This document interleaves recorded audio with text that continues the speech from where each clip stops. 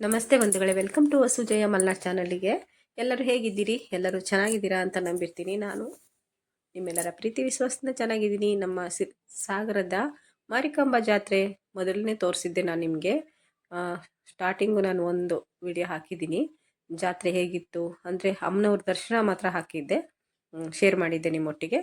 ಇವತ್ತು ಜಾತ್ರೆ ಹೇಗಿರುತ್ತೆ ಅಂದರೆ ಅಮ್ಮನವ್ರ ದರ್ಶನ ಆದಮೇಲೆ ಹೊರಗಡೆ ಅಂಗಡಿಗಳು ಹೇಗಿರುತ್ತೆ, ಜಾತ್ರೆ ಆಟಗಳು ಎಲ್ಲ ನಿಮ್ಮ ಜೊತೆಗೆ ಶೇರ್ ಮಾಡ್ಕೋತೀನಿ. ನೋಡಿ, ಬಳೆ ಅಂಗಡಿ ನೋಡಿ ಎಷ್ಟೊಂದಿದೆ. ಬಳೆ ಅಂಗಡಿ ತುಂಬ ಖುಷಿ ಆಯಿತು. ಹಾಗೆ ಜನ ಅಂದರೆ ಸಿಕ್ಕಾಪಟ್ಟೆ ಜನ ಜಾತ್ರೆ. ನಾನು ಹೋಗಿದ್ದೆ 3ನೇ ದಿವಸನೇನೋ. ಫಸ್ಟ್ ಸ್ಟಾರ್ಟಿಂಗು ಹೋಗ್ಲಿಕ್ಕೆ ಆಗಲಿಲ್ಲ ನನಗೆ, ಹಾಗಾಗಿ 3ನೇ ದಿವಸಕ್ಕೇನೋ ಹೋಗಿದ್ದೆ. ಇದು 4ನೇ ದಿನ, 5ನೇ ದಿನ ಮತ್ತೆ ಹೋದೆ ನಾನು. ನನಗೆ ಏನೋ ಬೇಕಿತ್ತಲ್ಲಿ ತೊಗೊಳ್ಲಿಕ್ಕೆ, ಪಾಟ್ ಬೇಕಿತ್ತು, ಮೇನಾಗಿ ಪಾಟ್ ಬೇಕಿತ್ತು.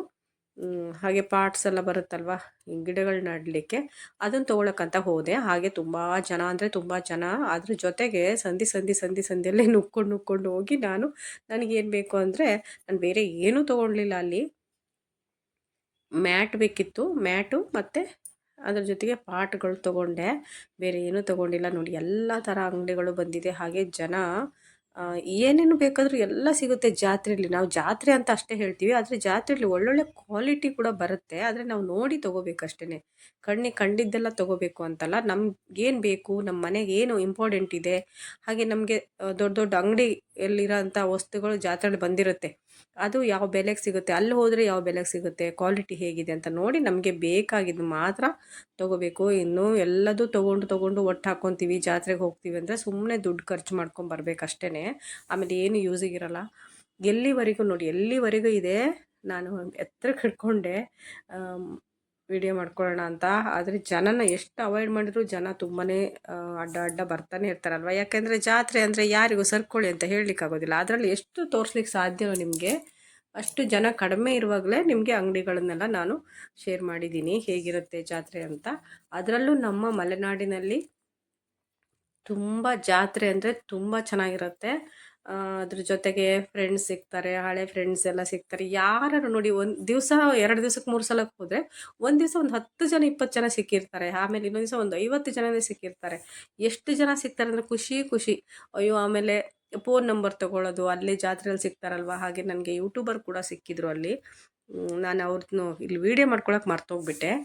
ಅಲ್ಲಿ ನನಗೆ ಬೇಕಾದವರು ಒಬ್ಬರು ಯೂಟ್ಯೂಬರ್ ಸಿಕ್ಕಿದ್ರು, ಯಾರು ಅಂತ ಮುಂದೆ ಹೇಳ್ತೀನಿ.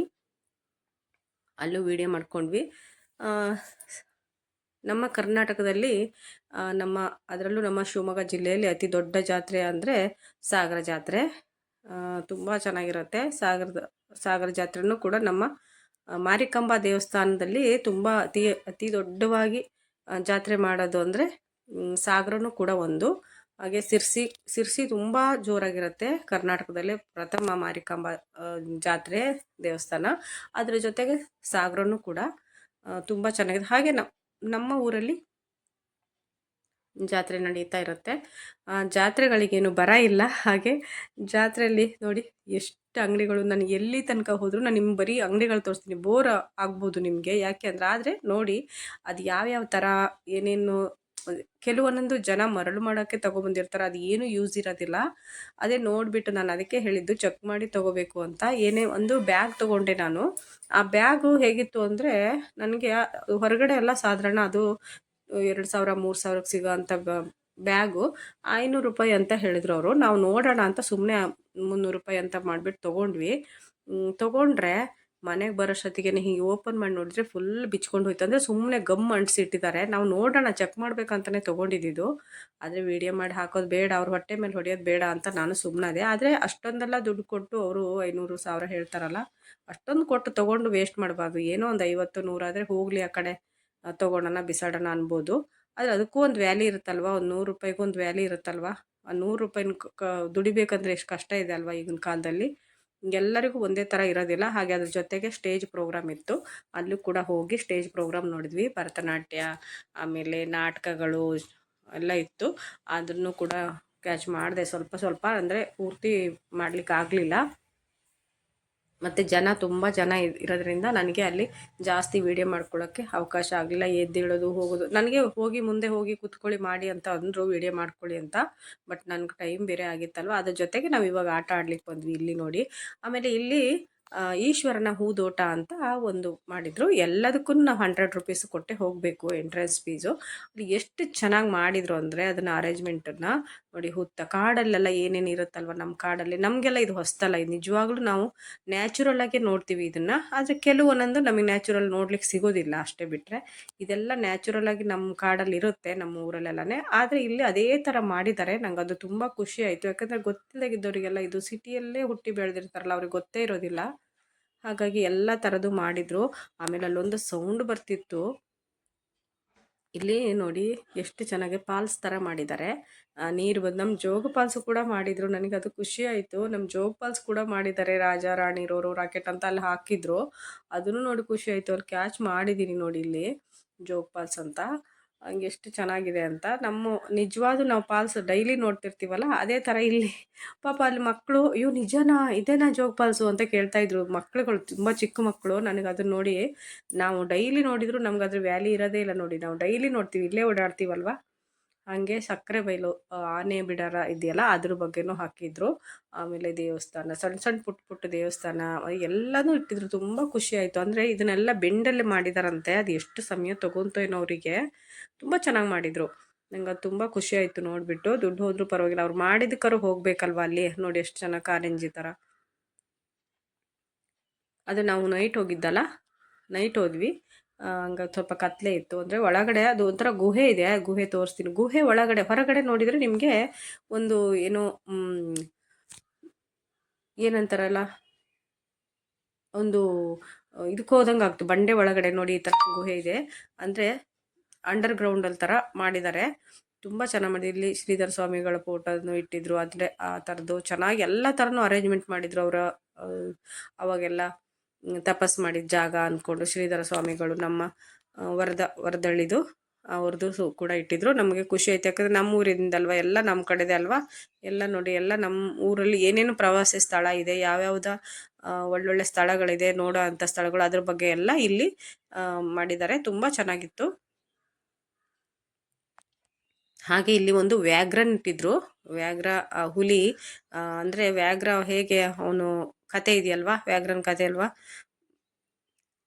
ಸತ್ಯವೇ ನಮ್ಮ ತಂದೆ ತಾಯಿ, ಸತ್ಯವೇ ನಮ್ಮ ಬಂಧು ಬಳಗ ಅಂತ ಅದರದ್ದು ಇಲ್ಲಿ ಅದನ್ನು ಕೂಡ ಇಲ್ಲ ಮಾಡಿದರು, ಕ್ರಿಯೇಟ್ ಮಾಡಿದರು. ಅದು ಎಷ್ಟು ಚೆನ್ನಾಗಿತ್ತು ಅಂದರೆ ನಿಜವಾಗ್ಲೂ ಹುಲಿನೇ ಇಲ್ಲಿ ಮಗು ಇಟ್ಕೊಂಡು ಕೂತ ಹಾಗೆ ಅಷ್ಟು ಚೆನ್ನಾಗಿದೆ ನೋಡಿ. ಹಾಗೆ ಅದ್ರ ಜೊತೆಗೆ ಕಾಡಿನ ಜನಗಳು ಹೇಗಿರ್ತಿದ್ರು ಆವಾಗಿನ ಕಾಲದಲ್ಲಿ, ಇವಾಗ ಇದರಲ್ಲಿ ಇಲ್ಲ. ಆದರೆ ಕಾಡಿನ ಜನಗಳು ಹೇಗಿರ್ತಿದ್ರು, ಒಂದು ತಾಯಿ ಮಗುನ ಸಂತೈಸೋದು. ಆಮೇಲೆ ಕಾಡಿನ ಜನಗಳು ಅಷ್ಟೇ ಥರ ಮನೆ ಮಾಡ್ಕೊಂಡಿರ್ತಿದ್ರು ಅವಾಗೆಲ್ಲನ ಅಂತ ಬಿಟ್ಟು ಅದು ಒಂದು ಕಾನ್ಸೆಪ್ಟ್ ಮಾಡಿದ್ದಾರೆ. ಅದು ಒಂಥರ ಚೆನ್ನಾಗಿತ್ತು. ಅದ್ರ ಜೊತೆಗೆ ನೋಡಿ ಇಲ್ಲಿ ಎಷ್ಟು ಚೆನ್ನಾಗಿತ್ತು. ನಂಗೆ ಅದೆಲ್ಲ ನೋಡಿ ಖುಷಿ ಆಯಿತು.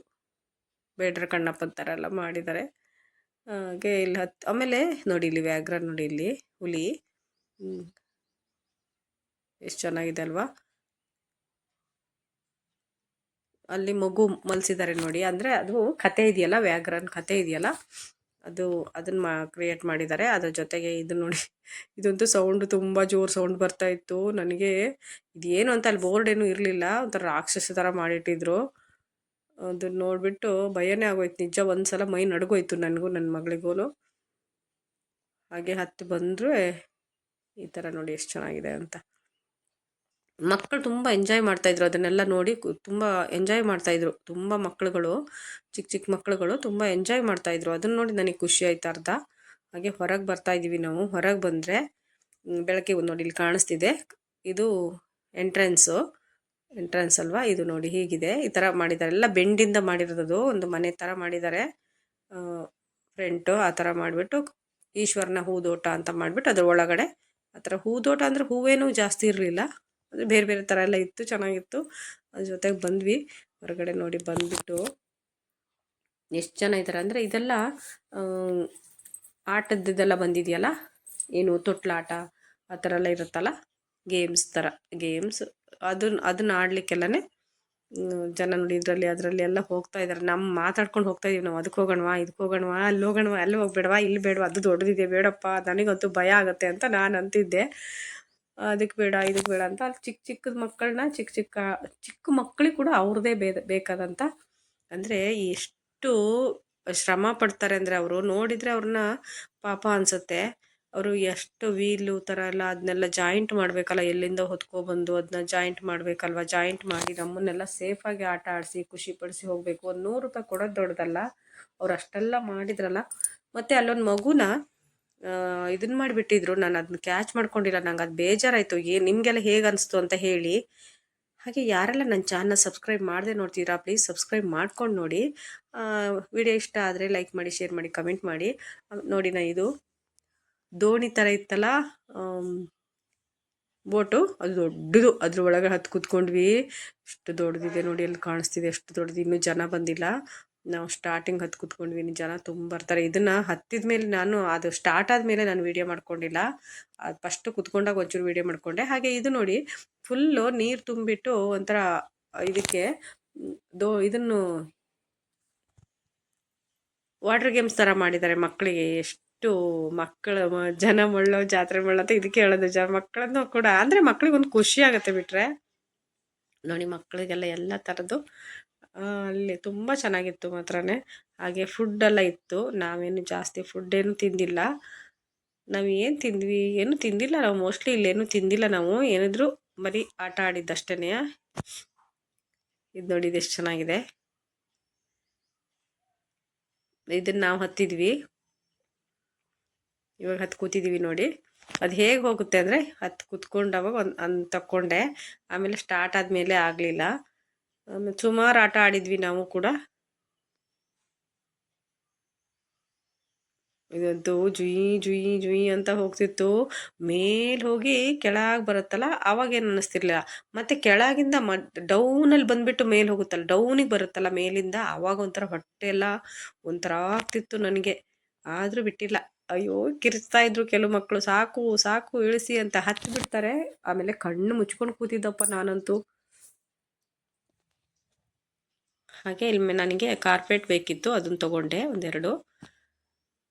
ಚೆನ್ನಾಗಿತ್ತು. ಇದು ಲಾಸ್ಟ್ ಡೇ ಅಂದರೆ ಶುಕ್ರವಾರ 21ನೇ ತಾರೀಕು ನಾನು ಮತ್ತೆ ಹೋಗಿದ್ದೆ. ಇನ್ನೂ ಏನೋ ನನಗೆ ಆ ಕಾರ್ಪೆಟ್ ಬೇಕಿತ್ತು ಮತ್ತು ಪಾಟ್ ಬೇಕಿತ್ತು. ಮತ್ತೆ ಹೋಗಿದ್ದೆ. ಮತ್ತು 10 ಪಾಟ್ ತೊಗೊಂಡೆ, ಕಾರ್ಪೆಟ್ ತೊಗೊಂಡೆ ಒಂದು 2-3. ಆಮೇಲೆ ಒಂದು ರತ್ನಗಂಬಳಿ ಅಂದರೆ ತೊಗೊಂಡ್ಬಿಟ್ಟು ಬಂದೆ ಅಷ್ಟೇ. ಲಾಸ್ಟು ಅಂಗಡಿ ಎಲ್ಲ ತೆಗೀರಿ ಅಂತಿದ್ರು. ಇವತ್ತು ಖಾಲಿ ಖಾಲಿ ಖಾಲಿ ನೋಡಿ, ಎಷ್ಟು ಜನನೇ ಇಲ್ಲ. ಆದರೂ ಸ್ವಲ್ಪ ಜನ ಇದ್ದರು. ಅಷ್ಟೊಂದು ಜನ ಇಲ್ಲ ಜಾತ್ರೆಯಲ್ಲಿ. ಅಂಗಡಿಗಳು ಒಂದೊಂದು ಅಂಗಡಿಗಳನ್ನು ತೆಗೆದಿದ್ದಾರೆ. ಕೆಲವು ಅಲ್ಲಿ ಬಂದುಬಿಟ್ಟು ಅನೌನ್ಸ್ ಮಾಡ್ತಾಯಿದ್ರು, ಹಾಗೆ ಗಲಾಟೆ ಮಾಡ್ತಾಯಿದ್ರು, ತೆಗೀರಿ ಅಂಗಡಿನ, ಎಷ್ಟು ದಿವಸ ಆಯ್ತಲ್ಲ ಅಂದ್ಕೊಂಡು. ಅವರು ಸಂಡೇ ತನಕ ಅಂದರೆ ನಾಳೆ ತನಕ ಟೈಮ್ ಕೊಡಿ ಅಂತ